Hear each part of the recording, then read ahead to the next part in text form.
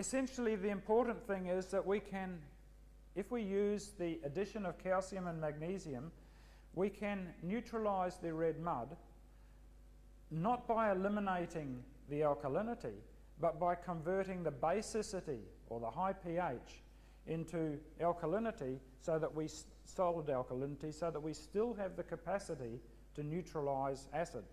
In fact, slightly more acid than the unneutralized material. So how does it work? Well, when we add hydroxide to the red, or the hydroxide in the red mud, when we treat it, is consumed in the formation of Bauxite and these other minerals here, and you'll notice that several of them, particularly the hydrotalcite, has 16 moles of hydroxide per mole of hydrotalcite. This is a very, very good way of consuming hydroxiles. And when we add the magnesium and calcium, the magnesium is consumed in the production of Bauxite and hydrotalcite, and the calcium is consumed in the formation of hydrocolumite, paraluminohydrocalcite, and a bit of aragonite from some of the sodium carbonate present. And also, if you've got any fluoride there, it will form a bit of fluorite, and if you decide to dispose of some of your oxalate with the red mud, you'll form phthaleite, which is the common material in kidney stones. And the real beauty of it is that in doing that, the sodium that's left over, or that's displaced in the process, you can expel that to the environment, back to the sea or wherever else. And indeed, it's one of the strange curiosities that by adding seawater to red mud, you halve the sodium content in the remaining red mud, strange as it may seem. Okay, so let's have a look at how this works on a graph. And one of the remarkable things is that the rate of change is very rapid at the beginning. When you first start adding your seawater, there is a rapid drop in pH relative to what happens later on, and a rapid drop in the soluble alkalinity. This is very important in how we apply what we now call the base-con process, which simply stands for base conversion, because we're converting basicity into solid alkalinity.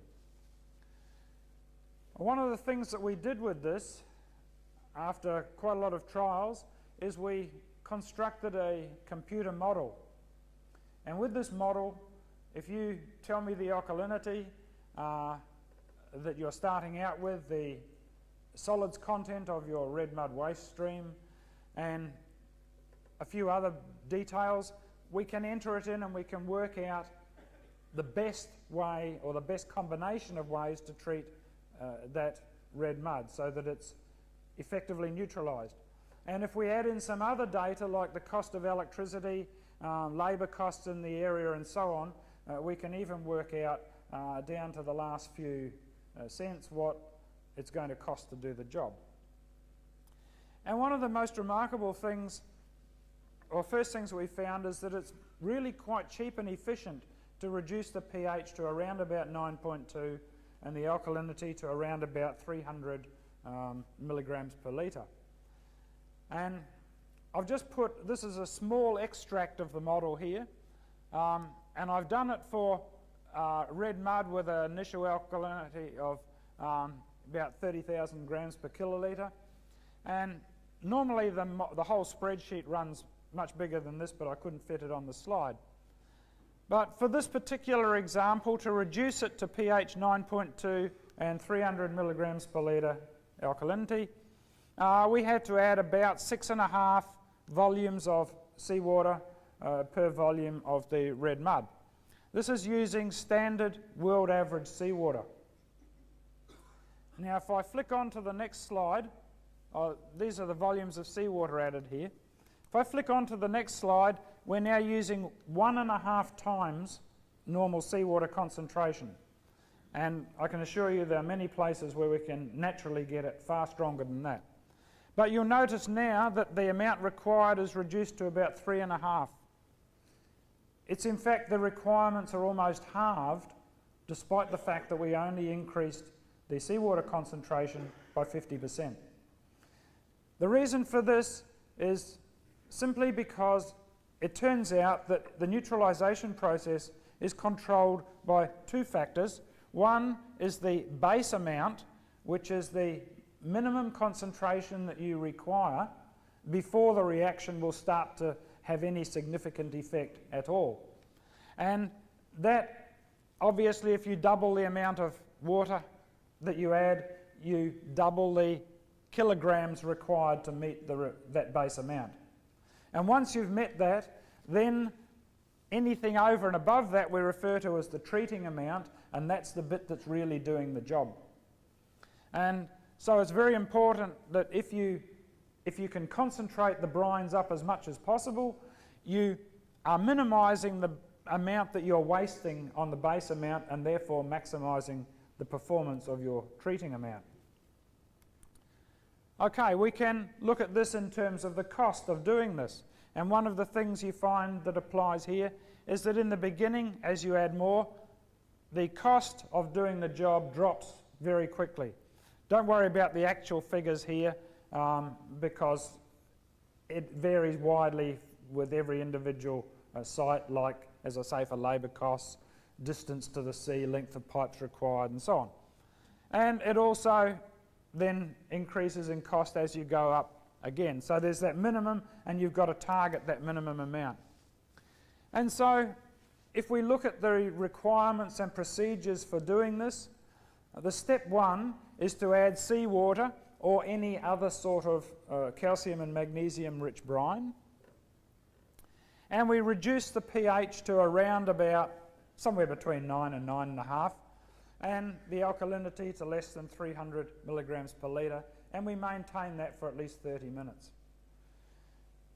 We then, and this is the next important step, is to separate the solid and liquid fractions, and they settle quite well, and you can decant off the liquid.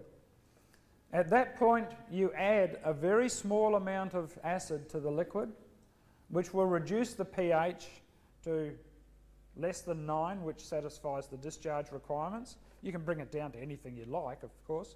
And you reduce the alkalinity to less than 200 milligrams per litre, again to satisfy the regulatory authorities. We can again bring that down still further if we wish, but you will never be able to achieve that easily unless you have already separated the solid and liquid fraction, because all the alkalinity that was originally there is still stored in the solid fraction. Okay, you can then discharge the liquid to the sea or transfer it to any salt recovery, evaporating pond, and so on. And then you can wholly or partly dry the solids, and we can transfer that away for reuse in a wide range of environmental applications. Or alternatively, you can keep it as a liquid slurry, and we can use that as well. And if you really want to improve it and make a refined product, then you can wash the solid material with fresh water and again reduce the sodium and chloride content still further. So this is essentially what we call the base con procedure, and it produces a completely safe red mud and a red mud that is suitable for a very wide range of environmental applications. I'm not sure if how we're going for the time. The orange one's not working. Oh, it is right. Okay, so I'll just flick through a couple without giving the properties too much, just to show you a couple of ones of it in being used in a variety of applications. This is the process of treating the tailings dam at Mount Carrington that was very successful and a very spectacular result. Again, treating the Lady Hampton pit, which we subsequently brewed some award-winning beer from. Unlike lime, which leaves a big sludge at the bottom, if you use the red mud to do the job, we end up with a nice, dry, manageable sediment. And we can lower metal concentrations phenomenally. I just point out zinc, for example. This is from Captain's Flat near Canberra. 122,000 parts per billion reduced to 6.3. I think that's remarkable by any standards. There's a few other benefits we haven't got time for, but as a really extreme measure, once we lowered the tailings dam water, I planted a vegetable garden on it. This is the control block, which is not treated with red mud. These ones are treated with different amounts of red mud. The vegetables are extremely healthy. The student looking after the garden is his main source of vegetable food. We didn't just rush in and eat them, I might point out. We did analyse them, and he compared the trace metal loads in these vegetables with a random sample from Coles supermarket, and without exception, the metals in our vegetables here were lower than in the random sample from Coles. We've also done it with trees, and you see some down on the Viotech display. This was one, iron bark grown in acid mine wastes, treated with the red mud. This is one where some biosolids were added to, which encouraged grass growth. And this is the control, which wasn't treated. The poor fellow's actually dead now, but and you can do the same with grass, again on mine wastes. We just mixed in the neutralised red mud with an excavator and threw some grass seed and fertiliser on it and tested different blocks. And that's all we have time for, unfortunately. But I'll be more than happy to answer any questions.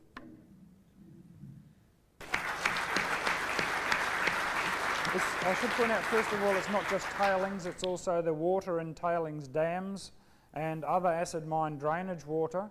To put it in perspective, in North America and a few other European countries, it's estimated by, well, North America alone, there's 27,000 kilometres of river that is too acid for normal ecosystems to survive.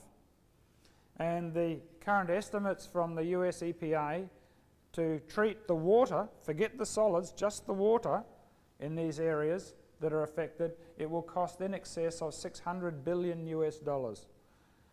If we add the solid tailings to the equation, you can multiply that figure by not less than 3 times.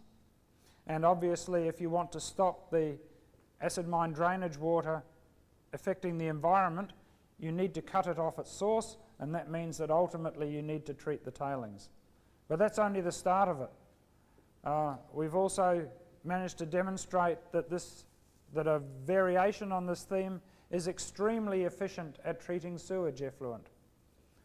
We can do it better and cheaper than conventional means, and I don't think there's any likelihood that our sewage production is going to decrease in the foreseeable future. There are also other applications, particularly acid sulfate soils, and just 2 weeks ago I was at the International Acid Sulfate Soil Conference just south of here, and these terrible soils are being identified in more and more places, and they're causing more and more problems.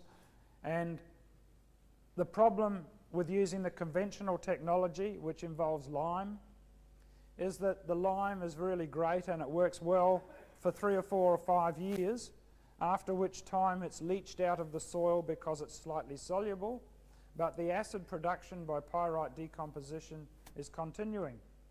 And the real beauty of using the bauxite technology with the red mud is the fact that it's not water soluble. We can put it in there and it literally stays there until it's needed as a result of acid production. So I think that the available opportunities for reusing it, and indeed I have done the sums, far outweigh the amount of red mud that is currently in storage or is being produced. Our biggest problem is that to make it so that we can use the red mud, we need to neutralise it by the techniques that I outlined today. It's no good adding acid that makes it unsuitable for future application, and you just have to rehabilitate and forget it. But if you can neutralise it by the base con or base conversion technique, then it becomes suitable, and I believe that in a few years it will be able to be consumed as fast as it can be produced.